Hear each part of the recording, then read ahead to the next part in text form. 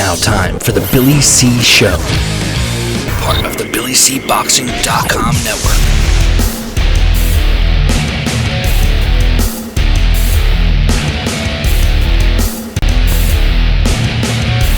And we're coming to you live from the Billy C. Studios in Lake George, New York. I'm Bill Calagione. It's time for the Billy C. Show.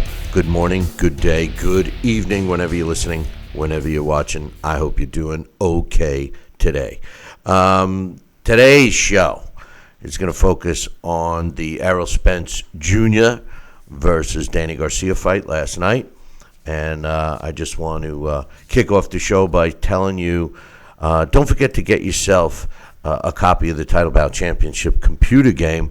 You can click on the banner that's on our website. Just scroll down a little bit from the main page. It's the same program that Alex uses to do the simulations of the fights, and I highly recommend it. It's not a graphical video game, but it's a simulation game. It's pretty cool. But anyway, okay, last night, the fight, here's my thoughts. Entertaining fight. One-sided, man. I mean, I honestly don't know where the judges came up with those scores. Two of the judges had it 116, 112. One judge had it 117, 111. My man, Larry Hazard, gave 2 rounds to Danny Garcia. Listen, there were 2 close rounds, maybe even 3. But at the end of the day, to me, it was a one-sided fight. Errol Spence Jr. won every single round on my scorecard. 120 to 108 is the way I scored it. I just felt that Danny Garcia, and I said this last week when we talked briefly about this fight. I said last week that Danny Garcia's only shot would be to be aggressive and jump all over Errol Spence Jr. The fact is that Danny Garcia has been starting off pretty slow lately. Yes, he's a counterpuncher. Yes, he wants to read his opponent. But when you're fighting a guy like Errol Spence Jr., I don't care that it was his first fight since the accident and there was all these question marks. He wouldn't have gotten in the ring if he didn't feel 100%. Listen, Garcia's pops knew it. I believe my man Larry Hazard was and trust me, I'm not knocking him for it because obviously the judge did it too. When you're watching an entertaining fight and it's close, you have a tendency to try and find rounds to give to the other guy, the guy that's just coming up short. And I honestly believe if Larry Hazard went back and watched the fight again, I bet you he sees that Errol Spence won every single round. I mean, even the close ones, he won every single round. He did exactly what you're supposed to do. When Danny Garcia landed 1 or 2 punches, Errol Spence would come back with 3 or 4. I mean, it's a basic formula to win fights. Hit your opponent more than he hit you. Come on. Danny Garcia had every chance to win the fight, in my opinion, if he was aggressive and got Errol Spence fighting, not comfortable, make him uncomfortable off his back foot, make him move around. But it was Errol Spence that was controlling the action in this fight. He was the aggressor. His jab was setting Danny Garcia up. He was throwing some body shots. Hey, listen, Brian Kenny, he's my man. I know Brian, and he actually has a place up where I live. But the truth of the matter is, I don't know what he's talking about. He says that Errol Spence is the best body puncher in boxing. Since when? He worked the body. Come on, off the top of my head, Canelo's a better body puncher. Triple G, Sean Porter, even Josito Lopez, who fought and won earlier last night on the same card. Listen, I'm not taking anything away from Errol Spence's body attack, but the truth of the matter is in my opinion, he's not the best body puncher in boxing. But nonetheless, he won a unanimous decision. He proves to 27-0 with 21 knockouts. Danny Garcia drops his third fight, 36 wins, 3 losses. He too has 21 knockouts. Like I said, the 2 judges had it 116, 112. The third had it 117, 111. As far as the broadcast goes, I think they talked way too much about the punch stats. Brian Kenny was stuck in a rut, and his cohorts just weren't biting. They weren't going on it. Lennox Lewis and Uncle Joe there was they were both saying, listen, you can't go by the punch stats. The thing that bothers me about the punch stats is the fact that the truth of the matter is they're not fact. They're subjective. You know why? Because you got two people ringside counting them, and they're counting what they think was a landed shot. Brian Kenny I just couldn't get past the fact that Danny Garcia, according to the guys tracking the punch stats, was punching close to, if not one or two punches more in a couple of those rounds. And Joe Goosen and Lennox Lewis were both basically saying, what difference does it make, man? That doesn't count for winning a round. I mean, it's the age-old adage about, what's worth more, 5 or 6 pity-pat punches or one solid body shot. I don't know the answer, because even that's subjective. But I think that when you mix it in with aggressiveness, accuracy with punches, conditioning, not that Danny Garcia looked like he was in less shape than Errol Spence, but I didn't see Errol Spence breathe hard once in this fight. I mean, considering all of the other tangibles with COVID, not being able to train normally, not being able to get the sparring that you get, all those things. Now, granted, both fighters had to go through it, but Errol Spence coming off of that long delay, coming out of that serious accident, he looked phenomenal. Is he the best welterweight out there? I don't know. I got to see him fight my man, Bud. I can't even, Terrence Crawford. I went blank there for a second. You know what? I was about to say Keith Thurman, but, and that's the other thing. They're commenting about Keith Thurman ruling the welterweight division. I mean, come on. Yeah. I don't know about ruling. We thought he could. He never really fought the big names, and he came up with all these freak accidents and injuries, and I just don't think Keith Thurman wants to fight anymore. But I think Spence is a better welterweight than Thurman. I think Sean Porter got robbed against Thurman, and I think that I'd like to see him and Spence again. But in any event, Manny Pacquiao, you'll probably see fight Spence. If not, Conor McGregor, they're talking about, But in any event, as far as the undercard goes, well, let me just say this. Errol Spence, after the fight, his comment, the moment is surreal. Coming back from the accident, I feel like I look pretty good tonight. All training camp, I felt good. I told people I didn't want a tune-up fight. I proved to everyone that I'm the best 147-pounder in the world. I think you should put an asterisk next to that because, in my opinion, until he beats Terrence Crawford, he can't really say that. But nonetheless, Danny Garcia pushed me to the limit, especially in training camp. I've watched him fight since an amateur, and I knew he was a champion, and I had to be 100% ready. Danny Garcia, his comments after the fight were nothing less than what I'd like to see from all the fighters. I think that Deontay Wilder should replay this statement over and over and over and learn from Danny Garcia how a real fighter talks in defeat. Danny Garcia said, he was the better man tonight. No excuses. I fought a hard and tough fight. He had a good jab, and that was the key to his fight. He was also a bit busier than me. I just have to rebuild and see what we do next. What else? Don't try to take anything away. Don't make excuses. I thought I won the fight. I landed the harder shots, blah, blah, blah. I mean, come on. His father knew, and Danny Garcia acted like a man. I appreciate that, and that's what I wish more fighters did in this sport that's ever-changing with no one holding themselves accountable, making excuses, blaming things from your outfit that you choose to come out to that your own team, putting something in your water and undermining. I mean, this is all from one guy too. But anyway, some other fights before we get to my man Dax. In a super welterweight, junior middleweight, WBA world title eliminator, the towering Inferno, Sebastian Fundora, improved to 16 wins, no losses, and one draw with 11 knockouts when he stopped Habib Ahmed in the second round at 1 minute and 30 seconds. The referee, Lawrence Cole, one of the worst ever, waved it off. Ahmed drops to 27 wins, 2 losses, 1 draw, 18 wins coming by knockout.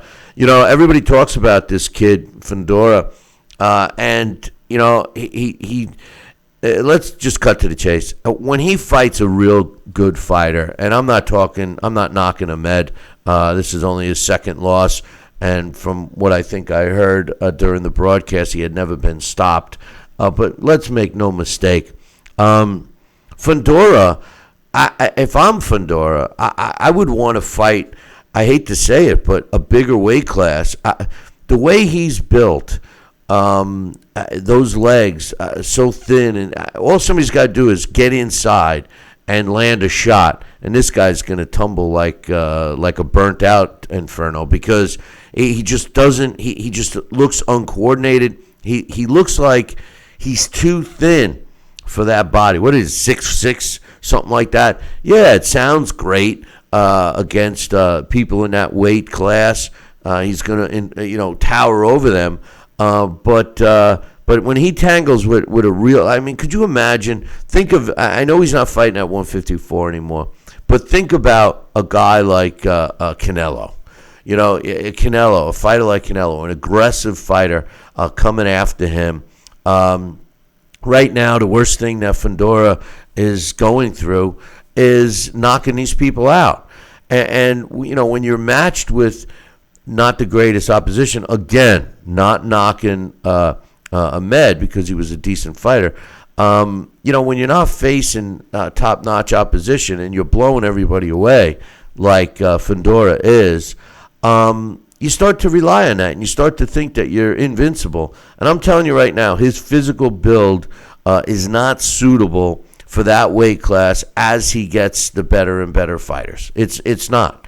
How about a Jarrett Hurd? Remember Jarrett Hurd?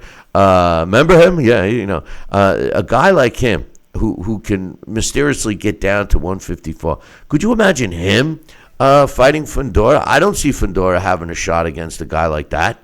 He'll walk him right down. He'll eat his punches and spit him out, and he'll land a few shots and take him out. Fundora, his team has to start thinking about him because, without putting some muscle and meat on those legs of his, he's in danger, in my opinion.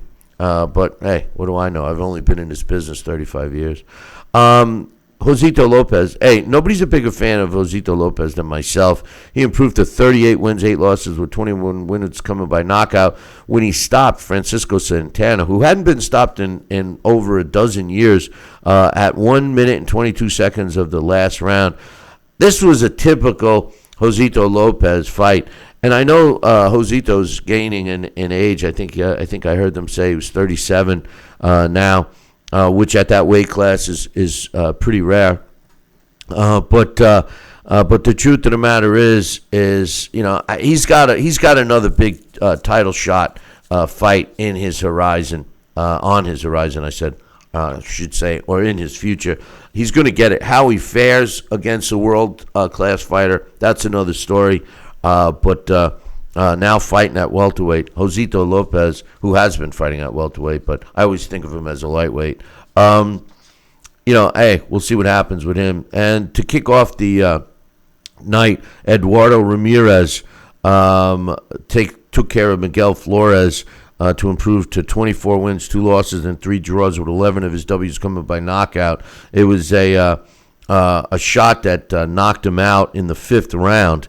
Miguel Flores drops to 24-4 with 12 knockouts.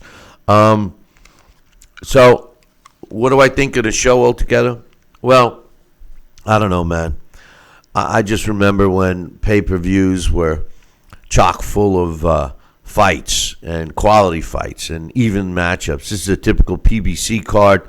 The only you could say 50-50 fight. Realistically, probably not the way people thought, but the Josito Lopez-Francisco Santana fight was really the only 50-50 fight aside from the title fight, which I don't even think was 50-50, but this is what you get from the PBC. You get a lot of fluff, I mean, for a broadcast that lasted that long, to have these fights, basically, 4 fights, which may sound like a lot, but they weren't that great. And just too much BS in between, too many commentators. I mean, how many people have to talk about the fight? You got 3 people ringside. You got another 2 or 3 people up on the grandstand or wherever they are. Of course, that girl is gorgeous, and I love looking at her and listening to her. But maybe that's what it's about now. I don't know. But the fight itself, Errol Spence and Danny Garcia, entertaining fight for sure. No question about that. But I just think that it was an extremely one-sided fight, and I really don't think that that it was that competitive, to be honest with you. I just didn't, So in any event, some other stuff I wanted to talk about real quick before we try and get some of the other guys on, which may not even realize that we're on. But in any event, Mike Tyson, Roy Jones Jr., last week I said when I was talking with Alex that I thought for sure that it would do 1 million buys, something we haven't seen in a long time. And as a matter of fact, it's reported that they did between 1.2 and 1.5 million buys. So, hey, listen, you mentioned Mike Tyson, and he sells. One of the other things that came out of this fight, which I think is kind of funny because, I thought it was entertaining, and they've tried it many times before. It's never succeeded, but apparently Snoop Dogg and Triller are going to be promoting a series of fights. They're going to be calling it the Fight Club. And guess who's going to be doing the commentating? You guessed it, Snoop Dogg. And it's going to be basically like the fight we saw between Mike Tyson and Roy Jones Jr., meaning a production like that. So I'll see how that goes. I'm not so sure it's going to go all that great. Another thing I wanted to, long term, I mean, it was entertaining for sure last week, but we'll see how it can last long term. But in any event, Jarrell Miller. Now, you guys, anybody that has known me or listened to this show or anything like that, you know that I've always said that Jarrell Miller is nothing but a fraud. I mean, I've said it from day one. He's a fraud. He actually had a shot at fighting for the world title, and he got caught with PEDs. And then he got caught again, and he just got caught again, and he got a 2-year suspension. And it shows you the type of guy. Personally, I hope we never see him again, to be honest with you. But anyway, listen, my man Dax Khan is coming up and being brought to us by Kenny Bears, their barbecue rub and their 2 new products, I guess, the all-purpose salt and my new favorite, the Black and Cajun rub. Order yourself a bottle right now. Go to www.southerngourmetspice.com and find out why I love this stuff. Don't forget about the normal Kenny Bears, but the new product is great. But anyway, joining us right now to get his thoughts on Errol Spence Jr. versus Danny Garcia is my main man and the guy responsible for all the content on BillyCBoxing.com, my man Dax Khan. What's up, Dax? Hey, good morning, Billy C. How you making out, man?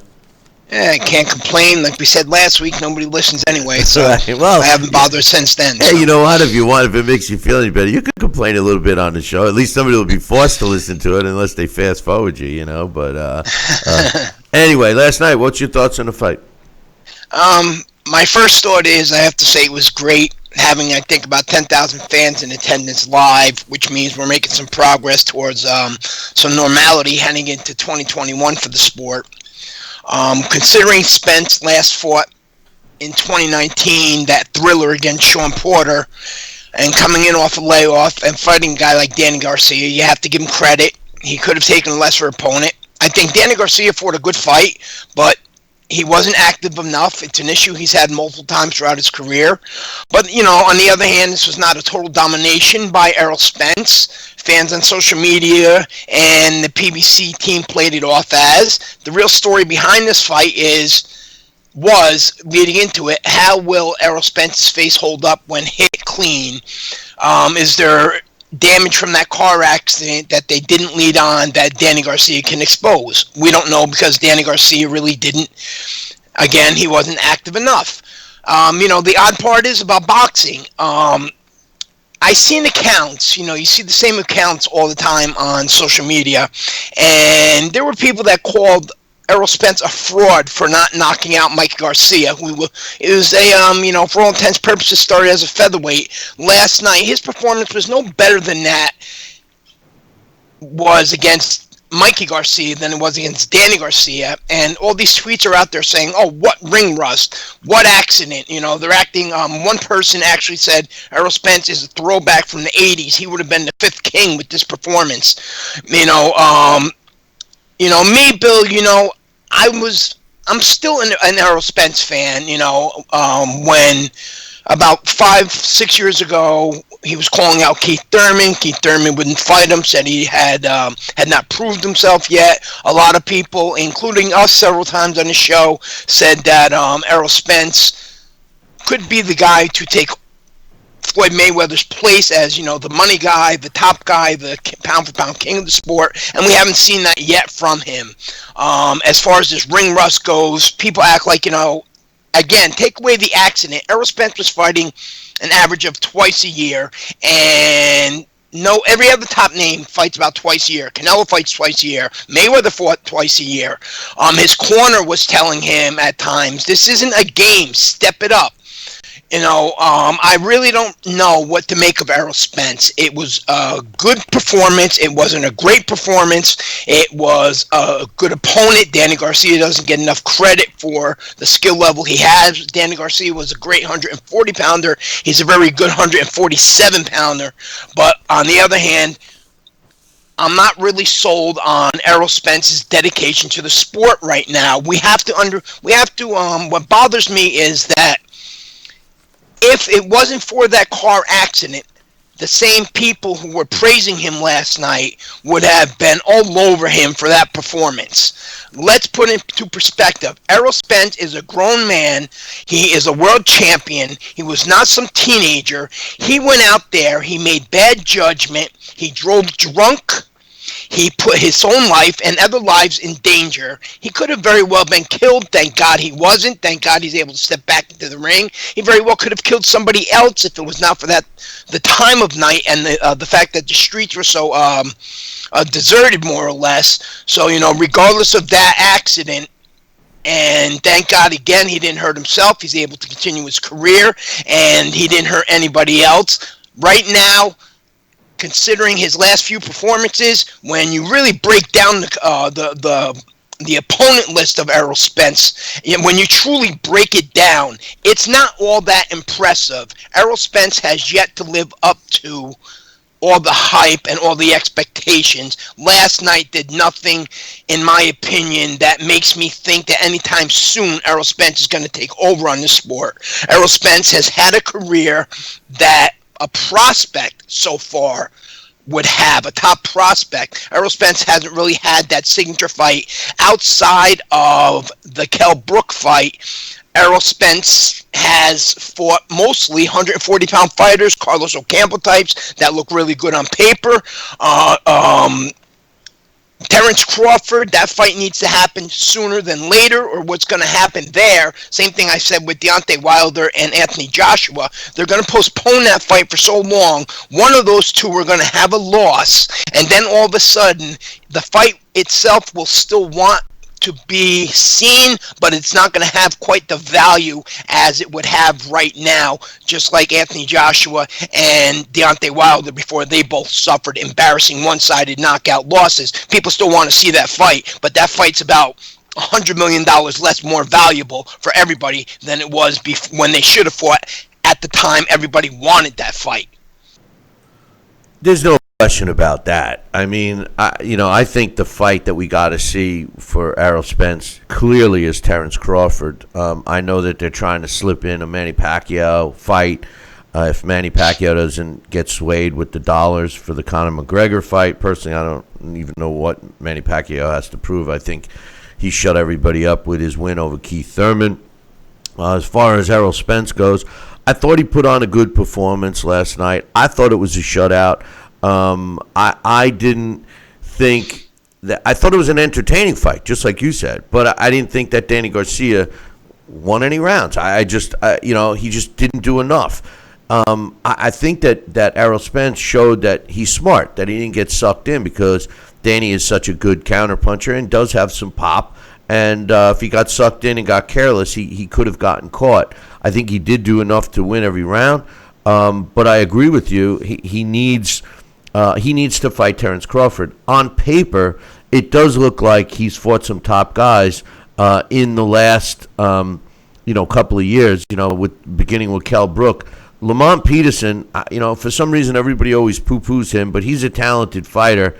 Carlos Ocampo was a young fighter that probably wasn't ready for that kind of fight, but he beat him. Mikey Garcia, we know that fight. Sean Porter, that's the fight I want to see again. I want to see Sean Porter fight him again. I think that Sean Porter gets ripped off, to be honest with you. He's a rough and tumble type fighter, and a lot of these close split decision fights that he loses, I always felt that he won, and that was the same case with Errol Spence. I could see that fight being made again and have them drag out the Terrence Crawford fight. But whose fault do you think it would be? The Terrence Crawford team of Bob Arum and Top Rank, or the PBC team who likes to stay within their own fighters' world for that fight not happening? Yeah, that's the other thing last night. I don't know what, the PBC, do they have this rule now, kind of like the sanctioning bodies, where you can't hold a belt in multiple divisions? I guess all of a sudden you can't be the number one fighter pound for pound in the world and be one of the top welterweights in the world, considering how they just totally left Terrence Crawford off that list of top active welterweights in the world today. But again, to go back to Anthony Joshua, and I was critical on this show many times, that if he really wanted that Deontay Wilder fight, he could have made it happen. He could have told his promoter, do whatever you need to do to make it happen. I think Errol Spence Jr. can do that as well, and I think that maybe if Terrence Crawford pushes a little harder, Terrence Crawford can do that as well. So boxing politics, as we know, are very hard to deal with, and the PBC, they're just so very happy with the PBC fighting nothing but PBC fighters, and recycling opponents. And at $74.99 a pop in 2020, after after all the other things that are going on and the limited funds that the average person has, people are just rebuilding from being out of work for so long, and the PBC being so greedy, then they deliver events like this. So this right here, 10 years ago was an HBO card, and not even a great HBO card. But when just a couple stats, me, I'm a stats guy, but when it comes down to these two guys, Errol Spence and Terrence Crawford, when we want to say who is really the more accomplished one, and should this fight happen now, and Breakdown, yes, Errol Spence has had some good opponents, but Chris Algieri, Kell Brook, Lamont Peterson, Mikey Garcia, those are champions that he beat, belt holders more or less. Kell Brook had already been damaged from Gennady Golovkin. Mikey Garcia called out Errol Spence. That was not Errol Spence seeking a smaller opponent, so you can't criticize him there. But Errol Spence did not go out and at any point in time, look like the young Errol Spence that had us all excited. The Sean Porter fight, if it wasn't for the Sean Porter glove touching the canvas, I don't know if Spence would have won that fight. I know they were close. He did lose on one card. And, the Danny Garcia fight, again, Danny Garcia is he was a great 140-pound fighter. He's a decent, he's world class, but he's a decent 147-pound fighter. And then when you go to Terrence Crawford at 140 pounds, he beat everybody that is, that had a belt. He collected the belts one by one. He's 3 divisions now. He's 14-0 in world title fights. Errol Spence is, I think, 6-0, and if I'm not mistaken, I think He might have. They started the sport about the same time, if I'm not mistaken. Maybe a year apart. So exactly what's going on here? Who is the fighter out there out of the two of them that's really going and seeking greatness, and who's the one that's on cruise control, just happy doing what he is doing right now, getting the recognition he's getting right now, and just happy, more or less. The biggest criticism about the PBC is they have a niche audience, and that's what Errol Spence is doing. And hopefully Errol Spence, before he moves up to 154 pounds, he fights Terrence Crawford, and hopefully Errol Spence does not revert back to his old ways, because before the accident, okay, and people can go on Google, whether or not it's on media outlets or whether or not it's on social media, people have noticed, they have, not complained, but, they have pointed out Errol Spence in public being drunk. He's been in interviews where he looked like, he wasn't quite so sober. And if he's going to move up to 154 pounds, where Errol Spence is not the guy that is going to be able to bully people. If anything, Errol Spence is going to be the smaller guy at 154 pounds than the rest of the field. Guys that can take his power. Errol Spence isn't going to be able to bully guys and walk guys down like he has a Danny Garcia or a Mikey Garcia. So, and Errol Spence, if he doesn't get it together, Errol Spence, his future may be a lot shorter at the top than Errol Spence or anybody else out there sees, because I don't see him making 147 pounds much longer.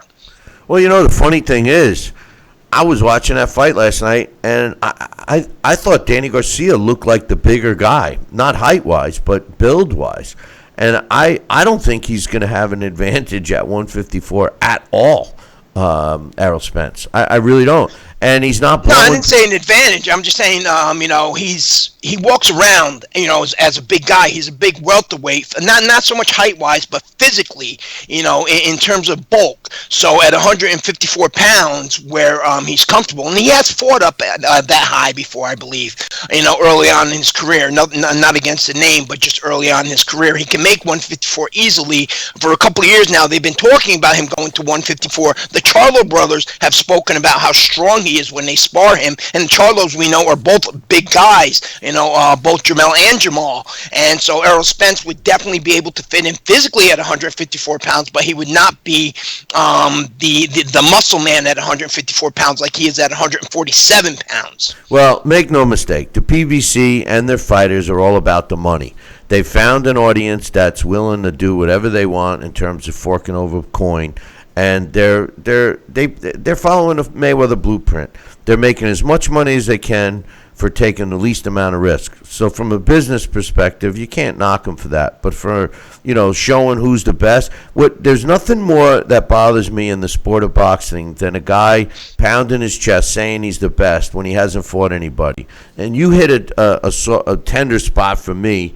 And tender meaning it hurts every time you touch it, is the Charlo brothers. Those two guys, those twins, are in my opinion, the poster children, if you will, for the PBC. They look like WWE characters, Dick Tracy characters with the funky looks that they try to come out and look just as funky as, and they've never proven themselves, in my opinion, in the ring. I'm sorry. There's nothing that impresses me about the Charlo brothers. Nothing. Anything they say won't even. Anyway, let's talk about the.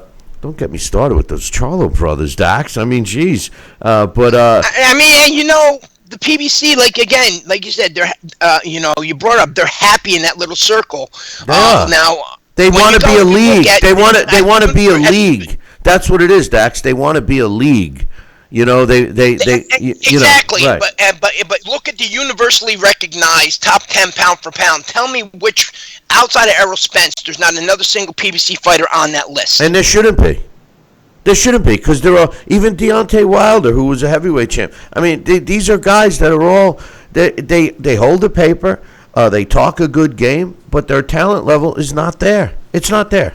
Anyway, on the undercard, I wanted to get your thoughts on Fundora. He knocked out Ahmed. I couldn't help but watching this kid fight, Dax, and I'm saying to myself, yeah, it's great, 6'6" guy as a junior middleweight. But you know what? I think this guy should be allowed to gain more weight. He looks uncoordinated there. His legs are like toothpicks. No exaggeration at all. I mean, he gets in there with a real top dog junior middleweight, and they're going to eat a couple of punches, and then all they got to do is work that body and nail a shot or two, and he's going down. What's your thoughts? Is he in the right weight class? He's only 22 years old. He hasn't reached his man body, so to speak, as the expression goes. He's he's awkward, and he's obviously a little bit better than people give credit for. Just the fact that he stopped Nathaniel Gallimore, who is maybe not world class, but Nathaniel Gallimore has never been an easy fight for anybody. I believe that Fundora is the only guy that stopped him, and remember, Gallimore has wins over some current and former world champions. He has a pretty good resume at that weight class, but I think that the awkwardness is just that he hasn't been taught properly how to utilize that reach, and he hasn't, completely filled out. But once he does learn how to utilize that reach, I think if he gets some better work, whether or not it's in camp or if they have some more versatile journeyman that can, put him into some situations that he's never been in before, with that height and with that reach, anywhere from the division he's in now up to 175, this kid could be a real force, assuming he can even take a punch somewhat. He doesn't even have a granite chin, but best way to say it would be he could kind of be like a Tommy Hearns 2.0 with the way he is built, and with that reach and that size advantage that he would have over everybody in terms of length and height, but not bulk wise. And that'd be interesting to see how this kid develops, and if they bring him along properly, I can definitely see him as a future world champion. The funny thing is I'm glad you brought up Tommy Hearns, because that's obviously the guy that I think of when I see this kid fight, because he's had a similar build leg-wise. Tommy Hearns always had the small legs. It was a monster upper body. But there's a big difference between Tommy Hearns and this kid when it comes to the body frame. Tommy Hearns never looked uncoordinated, unless he was getting punched by Marvin Hagler. But, I mean, the truth of the matter is he moved around. He was a good boxer. He never seemed like he was a newborn horse learning how to walk. And that's what Fundora does to me. He seems like a guy that he can't rely on those legs. They're too big. But yes, you're right. He's got some pop. He's kind of accurate, and he's looked good so far. But he goes in for the kill, and if he fights, and he doesn't have an amateur pedigree. That's the big difference between him and Tommy Hearns. Tommy Hearns was a pretty sensational amateur. This kid has no amateur pedigree. Right, and it seems like they're rushing him. It's a circus act. It's a typical PBC. We got a 6'6" junior middleweight. That's what they're selling. We got a couple twin brothers that are champions. That's what they're selling. And it's the WWE. And it makes me sick. But one thing, next week we'll be back again, 3 weeks in a row. But obviously after the new year, things are going to be different. I'll talk about that next week. But Anthony Joshua is finally getting back in the ring against Kubrat Pulev. I've heard a lot of people say that Pulev's going to knock him out. He's a power punch. He's this. He's that. The truth of the matter is I don't know how much credit we can give to Pulev. Could he catch Joshua and knock him out? Probably. Is he gonna? No. Pulev earned this spot. What's your thoughts on this fight? Again, just to make it clear, because I know there's people out there now and people who will listen on later who is going to curse me out on saying how I'm just totally, more or less shitting all over Errol Spence as a fighter, and that's not the case. As I stated, he needs to return to the old Errol Spence, not the Errol Spence that we have seen in the last several fights, who's kind of more or less bought into and allowed himself to become content with the spot that he's already earned. He's already in, and same thing with Anthony Joshua. Anthony Joshua, for this fight, he needs to go back to the old Anthony Joshua and maybe incorporate some of the old Anthony Joshua prior to the first Andy Ruiz fight with the Anthony Joshua in the second Andy Ruiz fight, and then once again you'll have another sensational heavyweight. And just like Spence, it's not that the ability isn't there. It just seems that the desire isn't there as much as it used to be, and if he goes in there more or less with the same type of attitude like he did against Andy Ruiz Jr. in that first fight, sure, there's a very good chance that Pulev could catch him and knock him out. But Pulev is well past his best days. Pulev was, when did he fight Vladimir Klitschko? How many years ago was that? Yeah.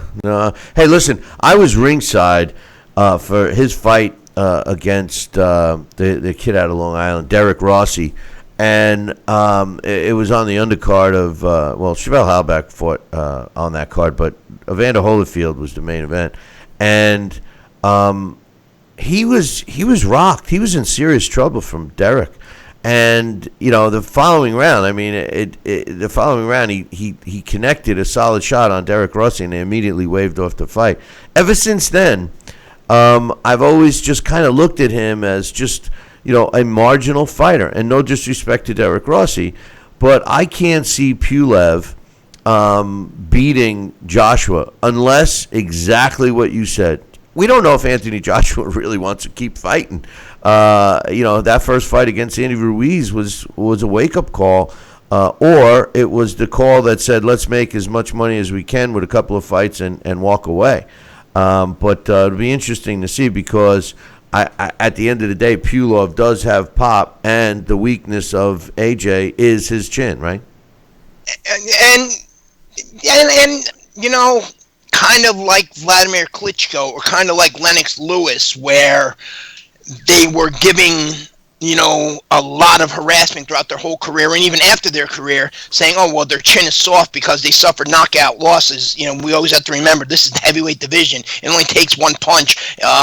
Skill in this, it's the only division where skill can kind of go out the window, as long as somebody's able to land cleanly. So, no, his chin isn't that bad. He's been down against, big punchers, but, you go to the money thing, that's something where I think has become a problem in this sport. Not that fighters should definitely get paid as much as possible. They deserve it. They go out there, they put their life on the line for everyone's entertainment. But money has a strange way of changing people, and getting too much money too soon, especially when you're young, kind of takes away a lot of that, that hunger, that meanness, that desire to go out there and take somebody's head off. And we see that with a lot of these young fighters. And with Anthony Joshua, I think he's got to be worth $50-60 million at least. We've kind of seen that with him. I think we might have seen that a little bit with Errol Spence, and there's a few other fighters that we have seen that with, and I think that's a problem. But on the other terms, we need to appreciate guys like Canelo who go out there, and Canelo, who is worth more than both of them, all of them put together, goes out there and he still continues to fight the best, and he still continues to improve, and he continues to carve out a legacy of himself. So, it's money changes guys. it happens. I know if it was me and all of a sudden I had $100 million, I don't think I'd really have the urgency or the desire to go out there and risk getting punched in the face for a living anymore. I'm rich, but I'm not in that situation. But we have seen it happen, and not just this era. We've seen it happen in plenty of eras.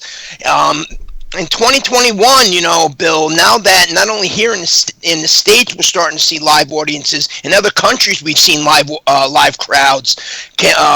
Boxing has taken a big hit financially, and I think that all these major fights, whether or not it's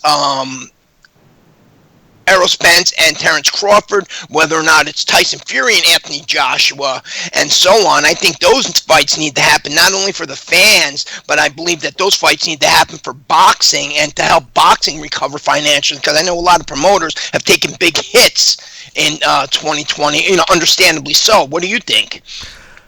Well, the big fights, yes, they have to happen, but unfortunately, I personally feel that the mentality of people today is not the way it was as close to 30 years ago and beyond. Meaning the juice that they used to feel by saying they beat the best was worth more than the paycheck. Today, it's the other way around. And this sport and all sports have changed drastically. Specifically over the last year, I've noticed it with the COVID and just the way people are. You talk about, boxing took a big hit. Well, who's going to pay for it? Just like the economy has taken a big hit and will continue to take a big hit now with the change of power here in the States. The truth of the matter is we do. The fan is paying for it. We paid $75 last night for that fight, or whatever the hell we paid. Same thing. All these big fights that aren't going to be the biggest fights, we're going to have to pay for. We're footing the bill, just like we're going to foot the bill for the economy. So it's the same old story, Dax. But in any event, I hope you're right. I hope that those promoters feel they have to put on those shows. If they're able to gain the revenue streams by not having gates, and let's be real, the reason why there was a live audience is because it was in the state of Texas, and they're But other countries have live audiences. Yeah, but they're limited. But they're limited. So. They're limited in numbers, which is, hey, listen, it's a safety thing. We have to deal with it. I get it. But that takes away from the excitement. You know as well as I do, man. There's nothing like going to a fight with a live audience there. Watching these fights now, you can feel the lesser amount of energy in all sports. But I hope it all comes back. Oh, absolutely. Somebody asked me about that. Who's not involved in the sport, have been around the sport in any way. They just said, they were curious when they found out what I do. And I said, even when you're not a fighter stepping into the ring, and I would tell them, and I told them, look up Vladimir Klitschko's ring entrances on YouTube, and, look up some of these fights that have taken place in stadiums like AT&T and in Mexico, like when Chavez had fought Haugen, and just kind of grasp and think about, if you were the fighter, what that must feel like when you come out and there's 60, 70, 90,000 people screaming your name. It has to give this feeling, almost, this demigod type feeling. And just being there, whether or not you're a fan or you're there in a capacity, covering the fight, yes, that atmosphere makes it 20 times more exciting. So I'll take a somewhat full venue over a totally empty venue. At least there's some of that environment around, because the crowd's reaction definitely makes a fight better. A crowd's reaction can make a dull fight more or less an enjoyable fight, as long as around you the environment is kind of screaming and yelling, unless of course everybody's just going boo boo boo at one time. No doubt, I agree with you. I can't wait till he gets back to full capacity with live audiences. But Dax, I appreciate your thoughts, and I'll be looking forward to him post Anthony Joshua-Kubrat Pulev next week. All right, everybody, enjoy your day. Take care, my man. That's Dax Khan. Check him out on the website, www.billycboxing.com. He's pretty proficient in getting stuff up there in a timely manner, of course. But in any event, he mentioned some stuff, and the gladiator, of boxing, the gladiators of boxing just don't exist anymore. It just doesn't happen. The way the fighters think are just not the same. They're just not as tough as they used to be. Let's be real. Speaking of tough, listen, don't forget. Get a copy of my book. Tom Molyneux was tough. I got Alex, right? I'm looking at him. He's speaking of tough, and he's laughing. Oh, stop! Don't be telling everybody how tough I am. No, I was talking about Tom Molyneux, and Tom Molyneux. I wrote a book about him. If you haven't gotten it, and I just want to say this before we go to my buddy here in a sec. I've been doing the sales for the book has been doing pretty well over the last couple of months. And I just want to remind everybody, you can get it on Amazon and what's the other one? Anyway, Kindle, it's available and stuff. But you got to do what my man Oliver just did the other day. He sent me an email, and I'll send you a signed copy of the book, shipping and everything to your door for $20. So if you're interested, just drop me an email, Billy@TalkinBoxing, TalkinBoxing.com. And one of the guys that did the forward here is joining us right now. And he's a real tough guy too. Alex Papali, what's up, man? You should have seen what you look like on camera. It was funny. Good morning, Billy. Well, I had just referred to myself, listening to Dax there, I referred to myself as a demigod in the chat room, so I figured, he must be picking up on that. No, when I saw you, I was like, I knew what you were thinking. But anyway, to the point, last night, Errol Spence Jr., Danny Garcia, I thought it was a one-sided fight. I gave every round to Errol Spence. I know that my man Larry Hazard gave a couple of rounds to Danny Garcia. I think he was just trying to find rounds to give to him. Yes, there were a couple of close ones, but I thought Errol Spence won them. I was a bit surprised at the scoring. Two judges seen it 116-112, third having it 117-111. I really didn't see Danny do much. We said last week he had to be aggressive and go out after Errol Spence, and he didn't do it. And the end result was Errol Spence was very comfortable all night long. Jabbed him when he wanted, punched him when he wanted, went to the body when he wanted. Don't get me wrong. It wasn't that Danny wasn't fighting back. To me, it was a one-sided, entertaining fight. What was your thoughts? Yeah, I agree with that. And I, unfortunately, like Dax was saying, I think most citizens as well have really taken a big hit financially. And I just couldn't bring myself to pay for it, so I listened to it on the radio, if you know what I'm saying. Yeah. And so I missed a couple of rounds, but what I saw the last 8 rounds, and from what I saw, there was only maybe a couple of rounds where it looked like Garcia, and I think they were maybe like the 9th and 10th or so, where it seemed that Spence eased back a bit. And then there was even a moment where he went back to his corner and there was some urgency from his trainer. And Spence even said to him, "Did I lose that round?" As if to say, why are you so worried? I got this fight, And I think that was the thing that for me was a little disappointing, and why I was glad I didn't pay for it was that it as much as, Bill, on paper, it definitely looked like a really good matchup. But I think we're in a situation right now where Crawford and Spence are significantly better than the other welters, and it did not look like a competitive fight. It became a little bit dull. It was nice to see a crowd there, but it's not too surprising. I mean, not only is Texas the second most populous state in the nation, its coronavirus rates are soaring, and their governor refuses to take necessary precautions. And I do think that they even executed somebody in July, put 26 witnesses at risk because that is so important to them. So we're in a weird time. It's amazing how many more good fights we're going to have for the rest of the year.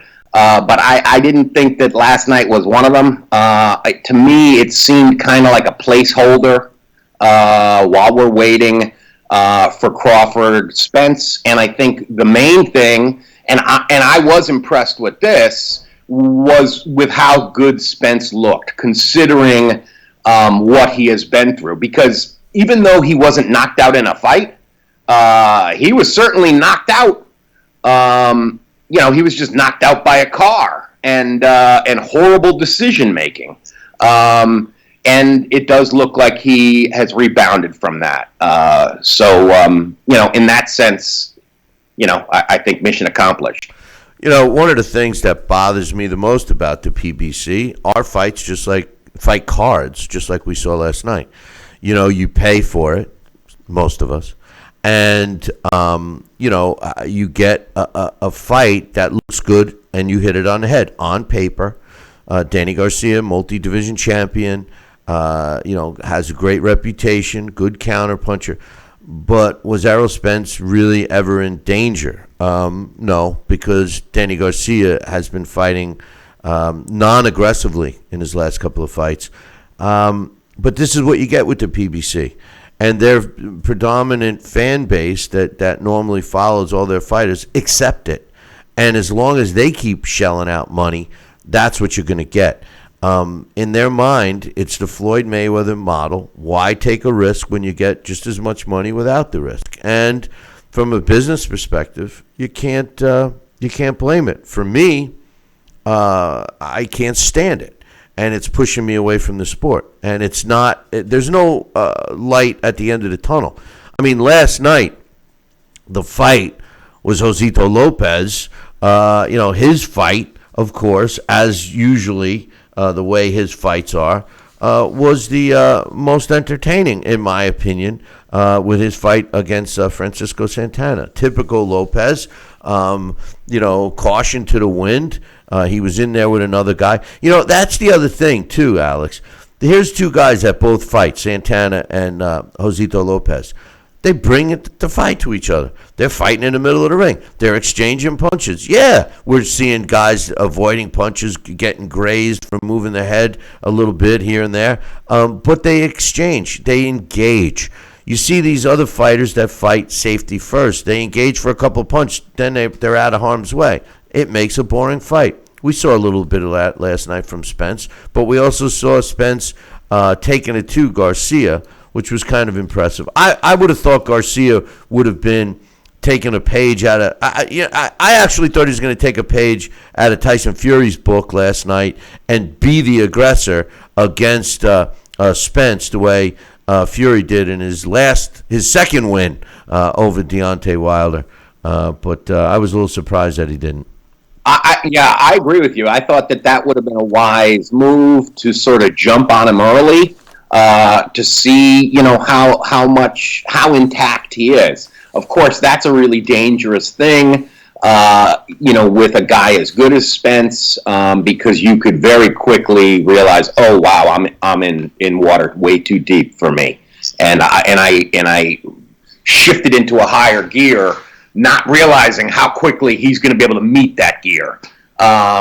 So I think that one of those, that's perhaps why we didn't see that from Garcia. Plus, his nature is more of a counterpuncher anyway. He did land some nice combinations at points. It was Spence in control. Spence's jab is beautiful. I agree with you, and I it's tough because, I'm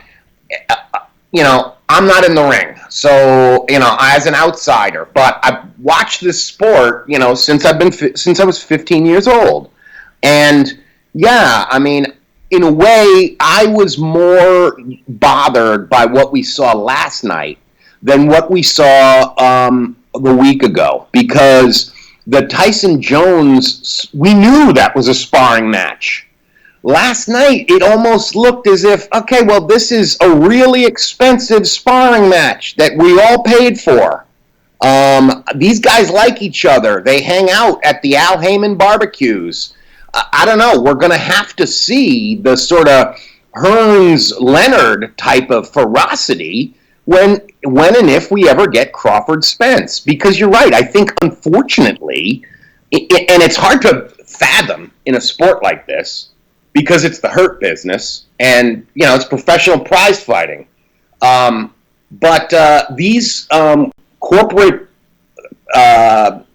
entanglements really, I think, are hurting. They're at least really killing the welterweight division. Maybe, in other divisions, not the same situation, but this is bad.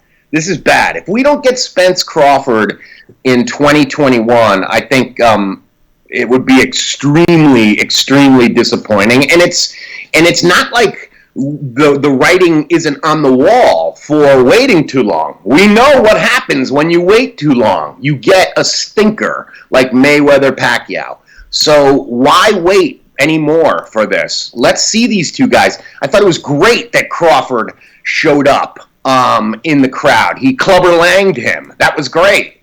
And of course, Spence, in order to fuel the little he didn't even comment on Crawford being there. So, I don't know, in a way, to me, that's not a good sign because it's like you're not even acknowledging your best opponent in the crowd. I don't get it. So you don't want to fight him. I don't get it. Manny, what happened to you against Floyd Mayweather? I hurt my shoulder. I hurt my shoulder. Oh, okay. Yeah. Yeah, that's right. But the thing is that's the sad part of it all. He can't sing. No, the sad part is that the PBC fighters, and I keep saying it, and I don't mean to blame them, but I am. The PBC fighters are content doing what they do. It's not just the welterweight division. Heavyweight division, we saw it. They wouldn't have never fought Tyson Fury, that's Deontay Wilder, if they didn't think Wilder was going to knock him out. I mean, let's face it. He lost the first fight, clearly. He got destroyed in the second fight, and who the hell needs to see a third fight? It's going to be the same thing. As Floyd Mayweather did, the only thing I can think of with Errol Spence is making Terrence Crawford wait is because TC is older than him. TC is I believe 36 years old. Errol Spence is younger, so he's got a little time, like Canelo. But before you know it, they're the older fighters. And Dax made a comment. Canelo does fight the best. Canelo does test himself. He has gone up in weight and gone back down, going back up. I mean, that's a fighter that's trying to prove himself. Errol Spence, not so much. Right, and if you think about it, the biggest life is unpredictable. What happened to Errol Spence with that car accident happened within a week or two of the celebration period after the Porter win. So right now is the most dangerous time for what might jeopardize a Spence-Crawford match is, if he's still using that same stinking thinking and decision-making, then right now is the time, once all the hard work's over and, it's party time. I think we're going to see him fight Sean Porter next. Oh, again? Well, I think Porter won the fight. Yeah, but still, I mean, come on. I don't know. I think these guys really risk turning people off. Well, I think that's the unfortunate time today. We're living in a world where if you just repeat the same little crude simplifications to the right audience, you can keep sustaining, your little business model for as long as you want. And because I think that's the sad thing is people pay for mediocrity. I don't know. We've become laboratory mice.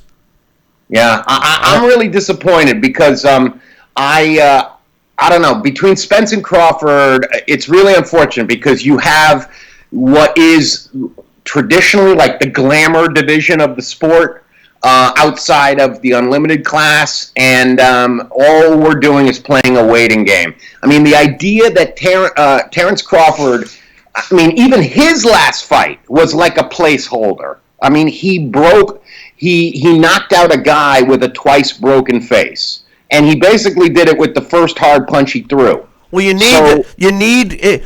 The only thing that makes great fighters and errors are the willingness of the fighters to fight each other. Absolutely. And you can go back in any era, any generation, and pick those fights out until you get to the 2000s, and you got to really dig deep because it's changed.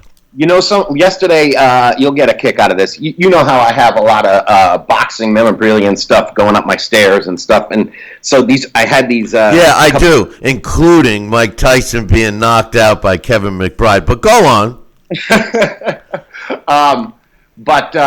So I had a couple of movers move some furniture from my mom's over to here yesterday. And when they came in, they were two Puerto Rican guys, so they went crazy because I do have a lot from the middleweight tournament that me and my brother went to all those fights. So, that they hoped that was going to crown Tito, except he ran into a guy named Bernard Hopkins.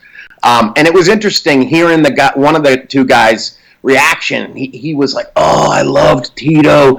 It was just such a shame that Hopkins and Jones were there." But that was the thing that was really nice in the way he was talking about it, was that he knew those fights had to happen because that's the kind of guy Felix Trinidad was. He wasn't going to end his career without fighting the best of the best. He wanted to see how he'd do. Yes, they were a little bigger than he ever was, and he was a little out of his league when he finally fought them.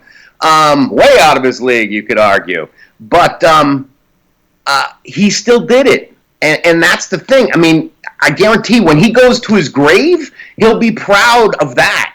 Not that he, that he tried and failed.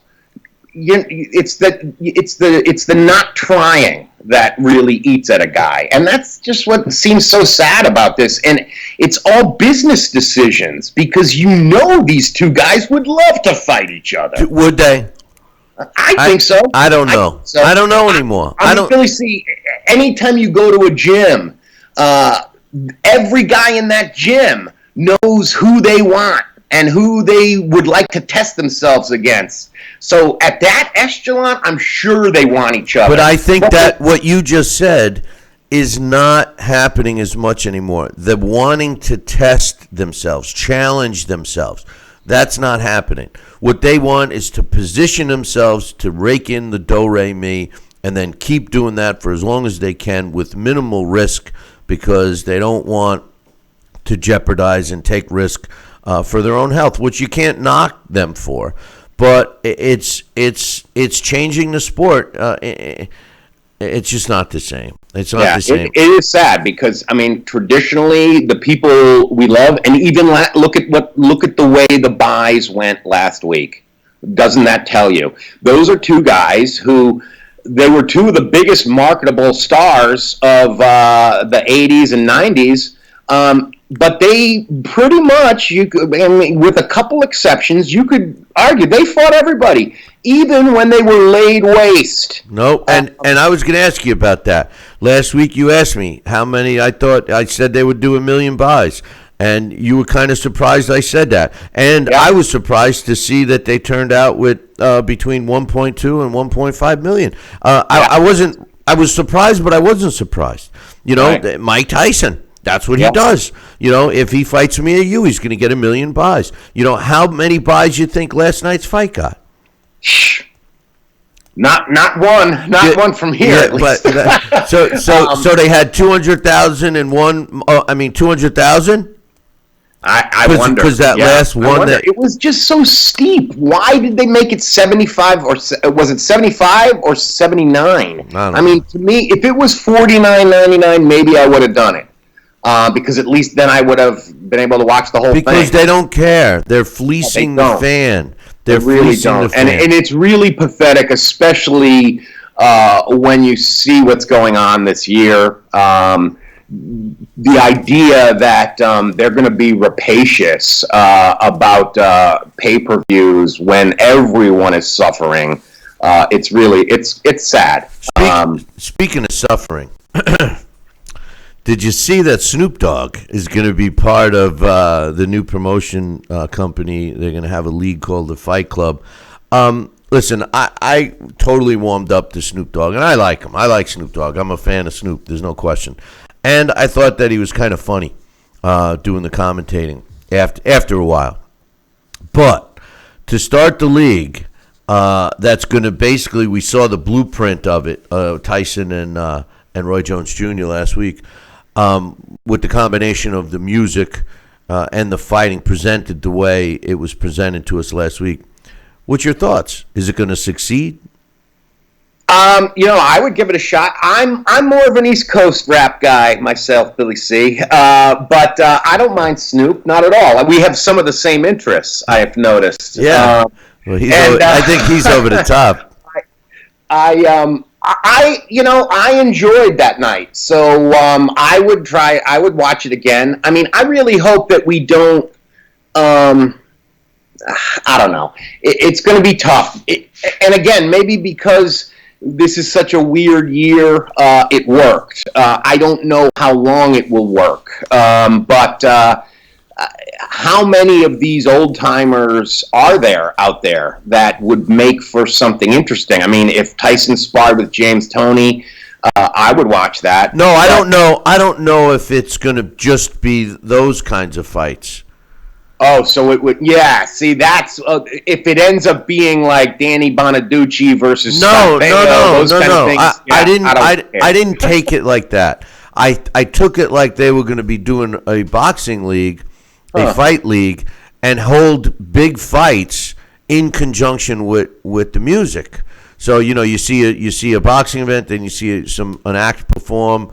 And Snoop's doing the commentating, So I think they're trying to get, Snoop was saying that last week that he thought that, it's been a constant, music and boxing, just not really thrown out there at you. And that's what they're trying to do. I don't know if it will work long term either, only because I can't see either crowd tuning in to watch one part of it. Like for me, if I'm going to tune in for the boxing, the music part, maybe I'll listen to some of it, but that'll be an opportunity for me to go make another drink or use the men's room or something like that. Well, it depends who they got. If they got Megan Thee Stallion in there, then maybe I'm not going anywhere. No, I know what you mean. I know. But the truth of the matter is the other way around. If you're tuning in to watch the music part of it, where does the boxing come in? But it'll be interesting. I would give it a shot. I mean, I think. Well, you're not going to have a choice if you want to watch the fight. Exactly, and I think that's the part that it feels like everything else in the society. It feels like we're being manipulated. We're taken for granted. As fans, they know this 50-year-old guy is going to stay up till 1 a.m. and watch whatever it is that they put in front of him. So, and I'm gonna.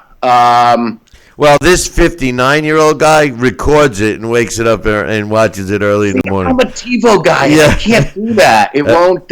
Why? Because you don't listen. It's just as live for me as it is at 1 a.m. Okay, right, I don't know. With TiVo, it's not an addressable box, so I can't get pay-per-view on it. Oh. Well, maybe it's time to make some changes there. I just got my cable bill down below $200 a month, so I don't know. That was my big change. Listen. Talk about a monopoly. Talk about a monopoly. They got you. But my God, it's ridiculous. Yeah, I know. Next week we got a big fight: Anthony Joshua against Kubrat Pulev. What's your thoughts, man? I'm looking forward to that. I really want to see how intact Anthony Joshua is. And I think Kubrat Pulev's the kind of guy who will bring it. So we're going to see, unlike Andy Ruiz, his hands are not as quick and he's not as good of an infighter. So I think that Joshua, should be able to keep him outside. One thing I remember the author Springs Toledo said a couple years ago, I think it was the year, I guess it was the last Hall of Fame up there. I don't know. It must have been. after Ruiz had beaten Joshua, and Toledo said, Joshua doesn't really punch, he pushes timber. And I love that, because I think there's a lot of truth to that, is that, and I think that's been one of the sort of downfalls of him, is that his punches don't snap out. Part of it's because of his massive size. I'm looking forward to seeing how that is, and seeing his own progression to see if he fights more like a big man. Because that's one of the things that I think has been a knock on Anthony Joshua, is sometimes he's got that tremendous body and power. Use it. We saw it at times in the Klitschko fight, of course, but he's, after being stopped, I think he's a little hesitant. So that fight, the Ruiz fight, changed him. It reminds me. I know they have a special on him now, but Hector Macho Camacho. I mean, this was a guy that really, if he didn't face Edwin Rosario, would have gone down in history as one of the greatest fighters of all time. He had it all. He had speed, he had power, he had finesse at times. He was a character. He was a showman. The guy was one of the most talented fighters that I ever saw step in the ring, really.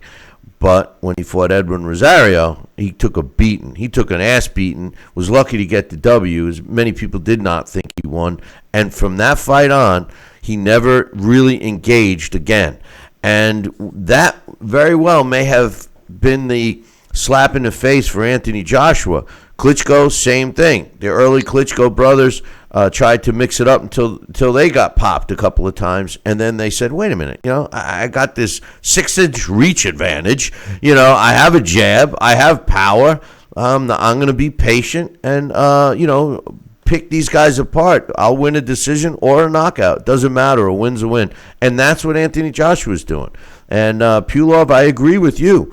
I think Pulev is the perfect opponent for AJ right now.